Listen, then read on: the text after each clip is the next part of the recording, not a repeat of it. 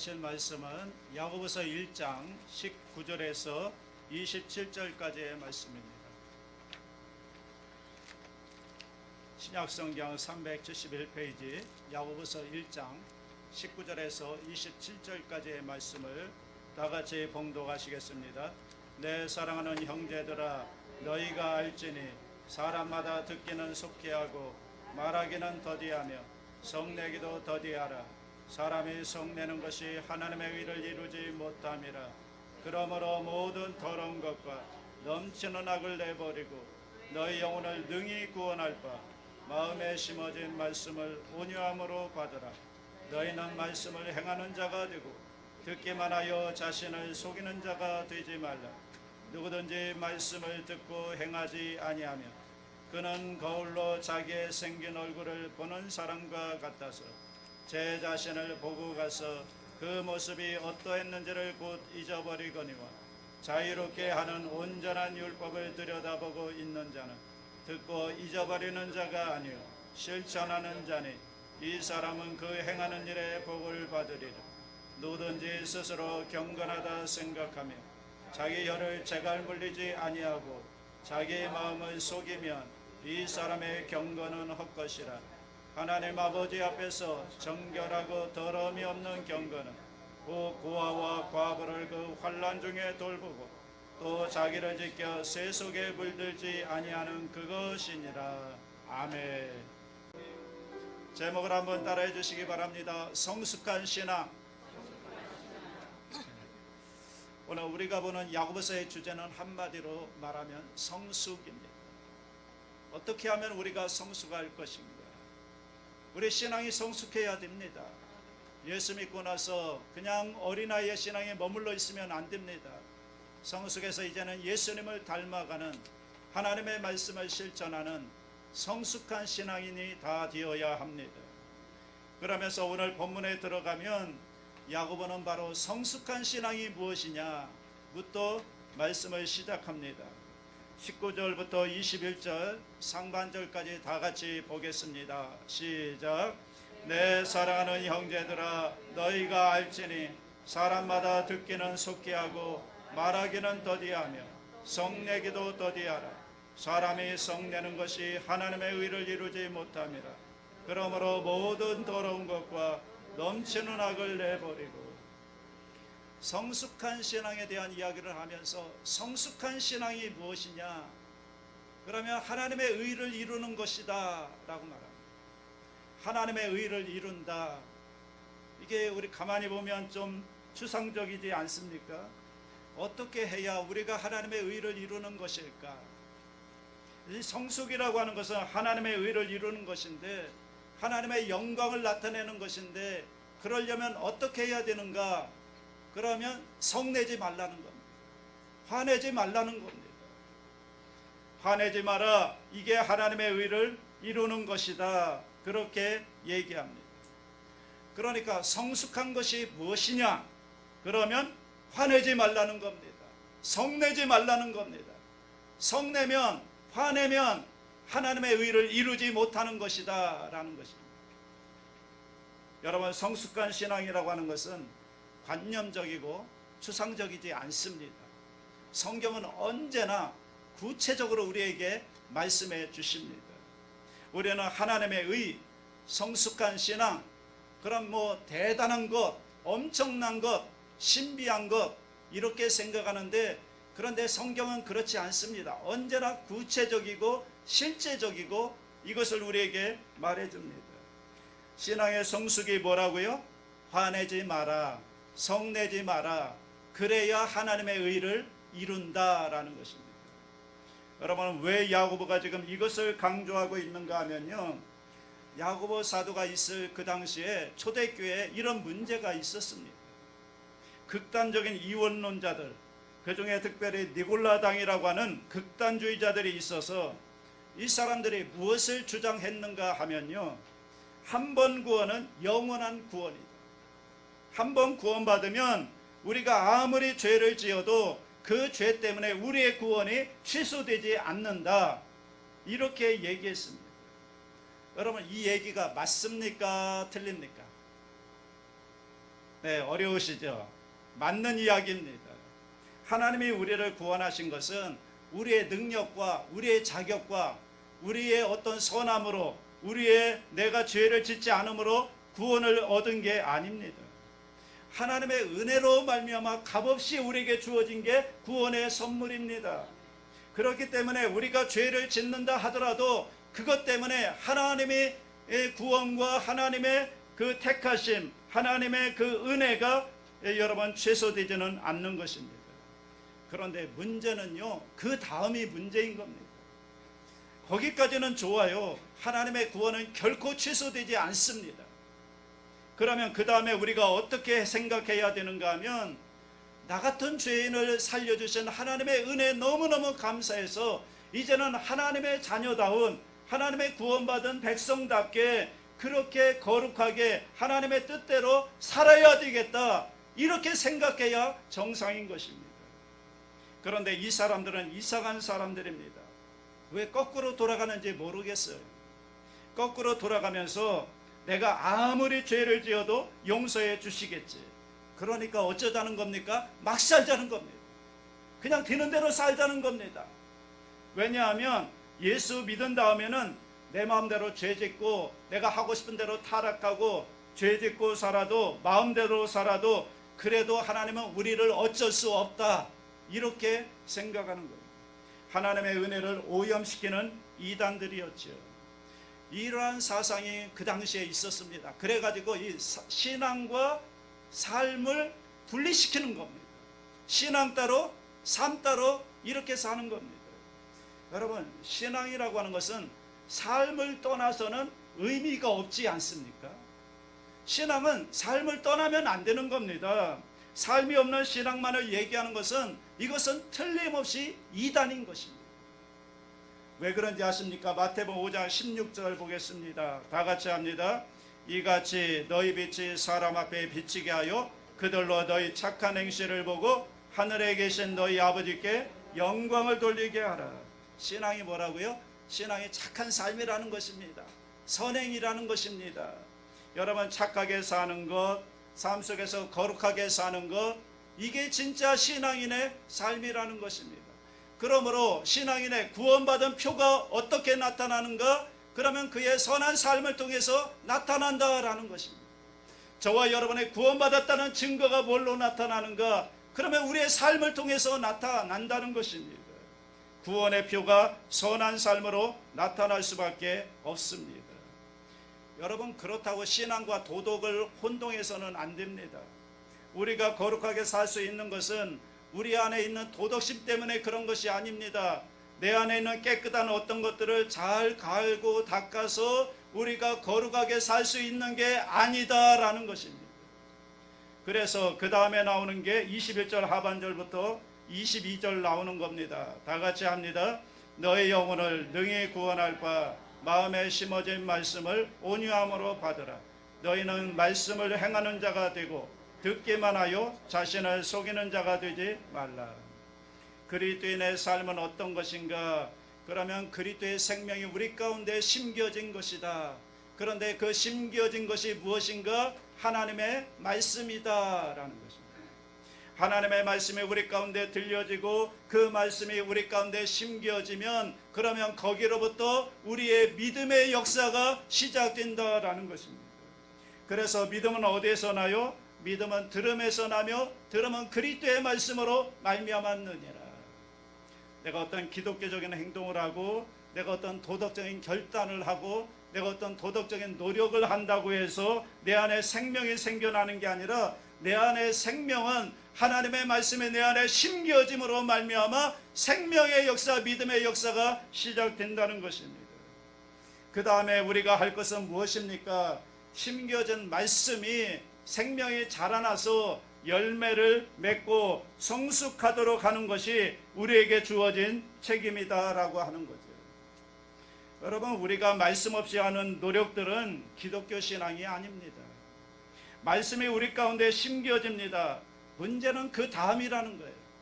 말씀이 심겨졌으면 그 다음에는 그 말씀이 자라나도록 여러분 해야 된다는 것입니다. 이 문제를 지금 거론하고 있습니다. 야고보서 1장 23절 24절 말씀을 보겠습니다. 다 같이 합니다. 누구든지 말씀을 듣고 행하지 아니하면 그는 거울로 자기의 생긴 얼굴을 보는 사람과 같아서 제 자신을 보고 가서 그 모습이 어떠했는지를 곧 잊어버리거니와. 하나님 말씀을 들었습니다. 그 다음에는 어떻게 하라는 겁니까? 그 다음에는 실천해야 된다는 것입니다. 성경의 모습이 뭐냐? 그러면 실천하는 거라는 거예요. 말씀을 듣는 것으로 끝나는 것이 아니라 실천해야, 그래야 신앙이 성숙하다는 것입니다. 이렇게 실천하지 못하는 사람들을 거울로 비유를 얘기합니다. 여러분, 아침에 일어나시면 거울을 보시죠? 또 교회 나오실 때 거울을 보고 나오셨죠? 거울을 왜 보는 거죠? 내 모습이 어떠한가? 혹시 고쳐야 할 부분은 없는가? 넥타이는 제대로 메어져 있는가? 화장은 잘 되어 있는가? 속눈썹은 제대로 붙어 있는가? 자신을 살펴보고 고치기 위해서 거울을 보는 겁니다. 보니까 몇 분은 아침에 거울을 안 보고 오신 것 같아요. 네, 거울을 보는 이유는 나를 돌아보고 고치기 위해서 거울을 보는 것입니다. 그런데 만약에 거울을 보기만 하고 고치지 않고 싹 돌아섰다, 그러면 뭡니까? 이것은 바보 같다는 겁니다. 자기를 속이는 거라는 것입니다. 그런데 오늘 우리가 말씀을 듣고 말씀을 깨닫고 그 말씀대로 살기 위해, 실천하기 위해 노력하지 않는다면 그것은 거울을 보고 고치지 않은 것과 똑같은 모습이라는 거예요. 여러분, 그러니까 열매가 없다는 겁니다. 마치 자기의 모습을 거울만 싹 비춰보고 돌아서는 것과 다를 것이 없다. 바보 같은 짓이다. 그렇기 때문에 신앙의 성숙이 없고 변화가 없고 열매가 없다는 것입니다. 여러분, 우리가 신앙생활할 때 갖는 오해 중에 가장 큰 오해가 뭔지 아십니까? 영적인 성장은 그냥 자동적으로 이루어진다는 생각입니다. 그냥 예수 믿고 거듭나기만 하면 그러면 내 신앙은 자동적으로 성장한다라고 생각합니다. 그래서 주일날 교회만 나오면 나는 영적으로 신앙생활 잘하고 있다, 나는 괜찮은 거다, 예배만 참석하면 우리 신앙이 자동적으로 성숙해진다고 하는 그런 잘못된 생각을 사탄이 우리 가운데 심어놓은 것입니다. 그러다 보니까 우리가 하나님 앞에 나와서 신앙이 성숙하기보다는 그냥 종교활동에 머무를 때가 너무나 많다는 거예요. 그러다 보니까 더 이상의 신앙의 성숙을 향한 헌신이 없어지고요, 그 이상의 것, 헌신한다든지 또 아니면 다른 사람들을 돌본다든지 고아와 과부를 돌본다든지 이런 헌신이 없는 것입니다. 그렇기 때문에 신앙이 성숙하지 못한 것입니다. 신앙의 성숙이라고 하는 것은 나와는 상관없는 몇몇 사람들, 뭐 교회 직분자라든지 목사님이라든지 이런 몇몇 사람들만 해당되는 거지, 신앙의 성숙은 나와는 상관이 없다. 그러면서 오늘 내가 신앙생활하는 여기에 그냥 만족하고 앉아있는 것은 아닌가? 그냥 매일 거울을 쳐다보면서 거울 앞에 서서 자기의 모습을 본 다음에는 고치지 않고 그냥 괜찮네 하고 그냥 돌아서는 것과 같지 않은가? 오늘 혹시 우리의 삶이 그렇지 않습니까? 여러분, 영적인 성장은요, 절대로 가만히 앉아있는다고 이루어지는 게 아니라는 거예요. 그 다음에 25절 보십시오.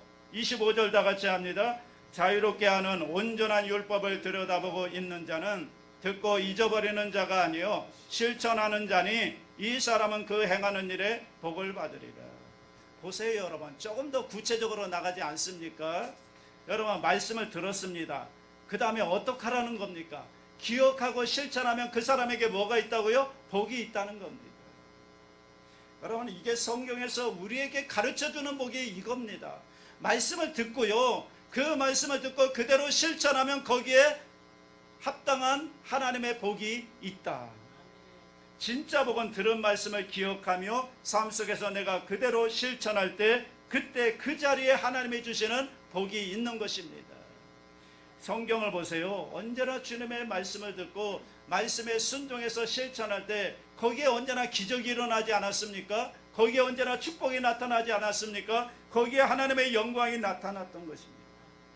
여러분, 이것이 성숙한 신앙이라는 것입니다. 성숙한 신앙은 내가 아는 말씀들을 하나씩 하나씩 작은 것부터 실천해 나가는 것, 이것이 바로 성숙한 신앙인 것입니다. 여러분, 진짜 신앙의 실력, 나의 신앙의 현주소는 어디에 있을까? 그러면 내가 어떤 생각하느냐, 그게 아니라는 거예요. 지금 여러분의 이 자리에 앉아서 내가 지금 어떤 생각을 하고 있느냐, 이것이 신앙의 현주소가 아니라, 정말 신앙의 현주소는 여러분, 내가 무엇을 행하고 무엇을 실천하고 있는가, 이것이 나의 신앙의 현주소라는 것입니다. 가만히 생각해 보세요. 우리가 잘 듣기는 듣잖아요. 배우기도 잘 배웁니다. 깨닫기도 잘 깨닫습니다. 그런데 문제는 무엇인가 하면, 우리의 문제는 실천하지 않는다는데 문제가 있다는 것입니다. 더 큰 문제는 실천하지 않으면서 나는 좋은 생각을 하고 있으니까 내 신앙은 괜찮다라고 생각한다는 것입니다. 왜 그런 줄 아십니까? 내가 좋은 생각하니까. 여러분, 좋은 생각한다고 해서 그것이 여러분의 신앙이라고 생각하면 큰 착각인 것입니다. 신앙은 생각에 머물러만 있는 것이 아니라, 오늘 내가 생각하고 있는 그것들을 얼마나 나의 삶 속에 실천하며 살고 있느냐, 이게 신앙의 척도가 되어야 하는 것입니다. 생각은 뭘 못합니까? 여러분, 교회 나오실 때 어떤 생각하고 오셨습니까? 여러분, 좋은 생각을 하는, 특별히 교회 안에 가만히 보면요, 좋은 생각하는 나쁜 사람들이 너무나 많아요. 여기는 없는데 저쪽에 가면 좀 있어요. 여러분, 오늘 교회 나오실 때 어떤 생각을 하고 오셨습니까? 오늘 교회 나오실 때, 오늘 교회 가서 내가 죄 지어야 되겠다, 어디 사기칠 사람 없을까, 뭐 누구와 싸워야 되겠다, 어떻게 하면 교회를 좀 어지럽힐까, 이런 생각하고 나오는 사람 한 사람도 없죠. 다 어떤 마음으로 나오시죠? 다 좋은 마음으로 나오잖아요. 교회 가서 죄를 회개해야 되겠다, 하나님의 말씀으로 은혜 받아야 되겠다, 또 강단에서 선포되는 말씀들이 좀 어려울 때도 있지만 다 좋은 말 하는 거 아닙니까? 다 유익한 말 하는 거 아닙니까? 그래서 그 말씀을 들으면서 나도 그렇게 살아야지 결심도 한다고요. 그런데 문제는 뭔가 하면 그 다음에 그대로 살지 못한다는 거예요. 더 큰 문제는 무엇인가 하면, 그렇게 살지 못하면서 그런 좋은 생각들을 내가 하고 있으니까 내 신앙은 좋다, 이렇게 생각한다는 거예요. 내 신앙은 좋다, 내 신앙은 성숙하다, 나는 괜찮은 사람이다, 나는 신앙생활 잘하고 있다, 이것이 문제라는 것입니다. 여러분, 진짜 신앙은요, 내 삶 속에서 하나님의 들은 말씀을 실천하며 사는 것입니다. 실천되어야 한다는 것입니다. 여러분, 얼마나 실천하고 있습니까? 경상도 시골에서 목회하시던 어느 목사님이 서울에 있는 교회에 초대를 받아서 설교한 다음에 축도하게 되었습니다. 그런데 축도하실 때 그 목사님의 축도가 잊혀지지가 않는다는 거예요. 그 목사님이 어떻게 축도를 했는가 하면요, 하나님의 사랑하심과 예수님의 은혜와 성령님의 함께하심이 설교 멘치로 살라고 다짐하는 모든 성도들에게 함께하실지어다. 내가 경상도 말을 잘 못해서 그러는데, 설교 멘치로 살라고 다짐하는, 이게 중요하다는 거예요. 설교 멘치로 살라고 다짐하고 결단하는, 여러분, 이것이 중요한 거 아닐까요? 오늘 우리가 말씀을 들으면서 우리 마음속에 다짐해야 되는 게 그거 아닐까요? 내가 오늘 들은 말씀대로, 설교 말씀대로 살라고 다짐하고 그렇게 실천하는 그런 성도들이 될 수 있기를 바랍니다. 영적 성장은 지식이 아닌 겁니다. 내가 얼마나 많은 것을 알고 있느냐, 내가 성경을 얼마나 많이 알고 있느냐, 이게 아니라는 거예요. 내가 정말 영적 성장은 내가 알고 있는 말씀을 얼마나 실천하고 있느냐, 얼마나 준행하고 있느냐, 얼마나 순종하고 있느냐, 이것이 영적 성장의 모습이라는 것입니다. 윤영주 장로님 간증을 보니까요, 이런 얘기가 있습니다. 그가 연세대 의대생 시절부터 예수를 잘 믿었고 또 성가대에서 찬양대로 봉사를 했습니다. 그래서 주일날 성가대에 이렇게 앉아있으면 뒤에서 헌금 시간만 되면 뒤에서 누가 툭툭 건드린다는 거예요. 선배가 쿡쿡 찌른다는 거예요. 헌금을 내야 되겠는데 돈이 없다고 헌금 좀 빌려달라고. 그래서 돈을 빌려줬대요. 뭐 기분은 안 좋았지만 그래도 하나님 앞에 헌금한다는데 그래서 그냥 줬대요. 그런데 나중에 만났는데 갚지도 않고, 그리고 다음 주가 되면 또 쿡쿡 찔러가지고 헌금 좀 빌려달라고 매주마다 그런다는 거예요. 그러니까 너무 화가 나서 하루는 만나서 그랬대요. 형님, 이거 해도 너무한 거 아닙니까? 헌금은 하나님께 드려야 되는 건데 준비해 오지도 않고 번번이 구워달라고 그러고 결정적으로 갚지도 않고 이제 앞으로 구워주지 않을 겁니다. 그랬더니 그 선배가 하는 얘기가 뭐냐면요, 야, 네가 가지고 온 돈이 누구 돈이야? 그러니까 하나님이 주신 거 아니야. 하나님이 주신 것 좀 나눠 쓰자는데 뭘 그렇게 까칠하게 구냐? 그러더래. 그래서 여러분, 이걸 가르쳐서 아는 게 병이다, 그러게 하는 거예요. 그냥 몰랐으면 겸손한 마음으로 나왔을 텐데 아는 게 병인 거예요. 여러분, 하나님 앞에 진정한 헌신은요, 내가 전력하고 내가 아껴서 하나님 앞에 드리는 게 진정한 헌금의 의미이지 않습니까? 그런데 우리가 알고 있는 그 조그만 지식 때문에 여러분 그렇게 행하지 못하고, 혹시 우리가 내가 알고 있는 것하고 내가 또 따로 행하는 것하고 따로따로 놀고 있는 것은 아닌가. 야고보서 1장 26절 보십시오. 다 같이 합니다. 누구든지 스스로 경건하다 생각하며 자기 혀를 재갈 물리지 아니하고 자기의 마음을 속이면 이 사람의 경건은 헛것이라. 생각하고 행하지 않으면 헛된 것이다. 생각하고 행해야 된다는 것입니다. 하나님이 인정하지 않으신다는 겁니다. 여러분, 마지막 심판 때 하나님이 물으시는 것은 네가 무엇을 믿었느냐가 아니라 네가 어떻게 행했느냐, 행함을 본다는 것입니다. 성경을 쭉 보십시오. 전부 다 우리의 행한 대로 갚으시겠다는 말씀만 기록되어 있는 것입니다. 이것이 하나님께서 물으시는 겁니다. 그러면 어떻게 해야 되나요? 마지막 27절 결론입니다. 다 같이 합니다. 하나님 아버지 앞에서 정결하고 더러움이 없는 경건은 고아와 과부를 그 환난 중에 돌보고 또 자기를 지켜 세속에 물들지 아니하는 그것입니다. 신앙이 무엇인가를 얘기하지 않습니다. 신앙이 뭡니까? 신앙은 뭐 하늘나라에 올라가는 거 아닙니다. 삼층천에 올라가는 거 아닙니다. 신앙은 우리의 생활이라는 거예요. 우리의 삶이라는 거예요. 우리의 삶과 연관되어 있다는 겁니다. 처음에 얘기한 대로 뭐죠? 말하는 것부터 조심하라는 거예요. 듣기는 속히 하고 말하는 것은 더디하라. 성내지 마라. 화내지 마라. 하나님의 의를 이루지 못한다. 그 다음에 오늘 27절은 뭡니까? 고아와 과부를 그 환난 중에 돌보는 것, 너희 자신을 세속으로부터 지키는 것. 여러분, 이것은 우리의 삶의 한 모습이지 않습니까? 뭐 큰 것, 대단한 거 아닙니다. 우리 삶 속에서 작은 것부터, 내가 할 수 있는 작은 일부터 하나씩 실천해 가야 된다는 것입니다. 여러분, 처음부터 내가 선교사로 나가는 거 목표로 삼지 말고 여러분 삶의 주변부터 할 수 있는 일부터 하나씩 말씀대로 순종하며 실천해 나가는 것, 그러다 보면 우리의 신앙이 성숙하게 된다는 것입니다. 여러분, 히딩크 감독 아시죠? 2002년도 4월 월드컵을 50여일 앞둔 때였습니다. 그때 모든 국민들이 바라는 소원이 뭐였습니까? 16강에 올라가는 거였습니다. 그때 한 기자가 물었습니다. 16강 진출의 가능성은 얼마나 됩니까? 50%입니다. 그러면 어떻게 할 겁니까? 저는 지금부터 하루에 1%씩 올라가겠습니다. 여러분, 하루에 1%씩만 올라가면 50일이 지나면 50%, 그러면 100% 올라갈 수 있다는 겁니다.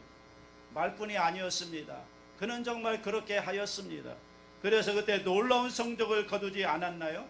이것이 바로 성숙이라는 것입니다. 이 과정이 있어야 되는 겁니다. 여러분, 하루아침에 되는 게 아니에요. 신앙은요, 하루아침에 은혜 받았다고 모든 게 다 이루어지는 게 아닙니다. 하룻밤 철야 기도해서 은혜 받았다고 여러분 한 방에 끝나는 게 신앙이 아니라는 거예요. 신앙은요, 하루하루 과정을 통해서 우리의 신앙이 성숙해 가는 것입니다. 신앙은 과정이 있어야 됩니다. 하나님의 말씀을 듣고 그 말씀대로 내 삶 속에서 하나씩 실천해가는 그런 과정이 있을 때, 그런 과정을 통해서 우리의 신앙이 성숙할 수가 있는 것입니다. 그런데 이러한 모든 성숙의 과정은 다 뒤로 한 채 한 방에 끝낸다고요? 여러분, 한 방에 끝나는 신앙생활 없습니다. 피에로 케고로라고 하는 철학자가 후세에 많은 여러 가지 신앙적인 이야기들을 남겼습니다. 그 중에 하나가 뭔가 하면 수학책 이야기가 있습니다. 여러분 수학책 아시죠? 수학책은 대개 앞부분에 문제가 있고 뒷부분에는 정답이 있습니다. 그래서 이 답이 없는 문제지는 없습니다. 정답이 다 있습니다. 답이 왜 나와 있을까요? 앞에 문제를 자기가 풀어보고 그 뒤에 있는 정답과 맞춰보라는 것입니다.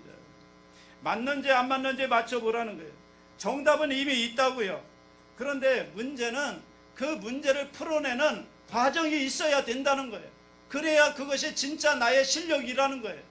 내가 정답만 알고 있다고 해서 여러분 그 문제를 풀 수 있는 건 아니잖아요. 그 문제를 내가 직접 풀어보고 거기서 나온 답이 뒤에 있는 정답과 맞춰서 맞을 때 그것이 나의 실력이 되는 것입니다. 그래서 여러분 내가 문제를 열심히 풀어서 맞춰봐야 되는 거죠. 답은 알고 있다고요. 우리 신앙생활이 그렇지 않습니까? 신앙생활의 답은 우리가 이미 다 알고 있다고요. 여기서 답 모르는 사람 누가 있습니까? 신앙생활 10년쯤만 하면 신앙생활의 정답은 다들 알고 있다고요. 사랑해라, 용서해라, 겸손해라, 기뻐해라, 기도해라. 이미 우리가 다 알고 있잖아요. 정답은 이미 있는데 문제는 오늘 내가 이 삶 속에서 그 정답까지 가는 과정이 우리 가운데 있느냐 그 말입니다. 내 삶을 통해서 문제를 풀어봤더니 야 정말 겸손하게 살아야 되겠구나. 이 정답까지 가는 삶의 과정이 우리 가운데 있느냐라는 거죠. 살아봐야 풀리죠. 여러분 답만 가지고 답만 알았다고 해서 끝나는 게 아니잖아요. 답은 다 알지만 왜 그렇게 되는지 우리가 문제를 풀어봐야, 그래서 그 답까지 가봐야 아 그게 정말 그렇구나 알게 되듯이 오늘 나의 삶 속에 어떻게 겸손해야 되느냐 답은 알고 있지만 답까지 가는 과정을 통해서 풀어서 그 답을 우리가 체험해야 된다는 것입니다. 용서하지 못하는 자리에서 용서하는, 그리고 이해하지 못하는 것들을 이해하는, 사랑하지 못하는 그 순간에 사랑하는 그 뛰어넘는 과정을 통해서 하나님의 말씀의 정답이 나의 삶 속에 나타나야 된다는 것입니다. 그런데 오늘 우리는 자꾸만 답만 외치고 있어요. 답만 외치고 있어요. 사랑합시다 외치는 겁니다. 답만 외쳐요. 목사도 답만 외치고 성도님들도 답만 외치고 여러분 사랑해야 됩니다. 그런데 실제적으로 사랑해야 된다는 걸 알면서 왜 우리 삶 속에는 사랑하는 모습이 없는 것은 왜 그럴까요? 그것은 정답을 향해 성실하게 문제를 풀어가는 그 과정이 없기 때문에 그런 것입니다. 요한일서 3장 18절에 자녀들아 우리가 말과 혀로만 사랑하지 말고 행함과 진실함으로 하자. 이젠 정답 외치는 거 그만하고요. 이제는 우리의 삶을 통해서 그 정답까지 가는 그런 문제를 풀어내는 그런 과정이 있게 되기를 주님의 이름으로 축복합니다. 나의 삶을 통해서 여러분 신앙생활 10년쯤 했으면 신앙의 정답은 다 알고 있잖아요. 이제는 그 정답까지 가는 그런 과정, 삶을 실천해 나는 그런 문제를 풀어내는 그런 역사가 있게 되기를 주님의 이름으로 축복합니다. 유명한 알레이 토레이 목사님은 그런 말씀을 하셨습니다. 성경에 많은 번역이 있는데 이 세상에서 가장 위대한 성경 번역이 있다면 그것은 내 삶으로 성경을 번역하는 것이다. 오늘 저와 여러분들에게 이러한 결단이 있으시기를 주님의 이름으로 축복합니다. 이제는 말씀대로 사십시오. 들은 말씀대로 여러분 마음속에 있는 말씀대로 실천하십시오. 그러면 거기에 놀라운 하나님의 은혜와 능력과 축복의 역사가 나타나게 될 줄로 믿습니다. 그래서 저와 여러분 모두 다 성숙한 신앙인으로 살게 될 수 있기를 주님의 이름으로 축원합니다. 사랑이 무한하신 하나님 아버지, 오늘 말씀을 듣는 순간 저희의 심령에 새로운 생명이 심겨지게 하시고 그 생명이 자라나 성장하고 성숙하여 예수님을 닮아가게 하여 주시옵소서. 말씀 앞에 결단하오니 작은 일부터 실천하게 하시고 할 수 있는 일부터 성실하게 땀 흘려 말씀대로 실천하게 도와 주시옵소서. 마음은 원이로되 육신이 약합니다. 주의 성령이 오셔서 우리가 주의 말씀대로 실천하며 살 수 있도록 힘주시고 도와주시옵소서. 감사드리며 예수님의 이름으로 기도드리옵나이다. 아멘.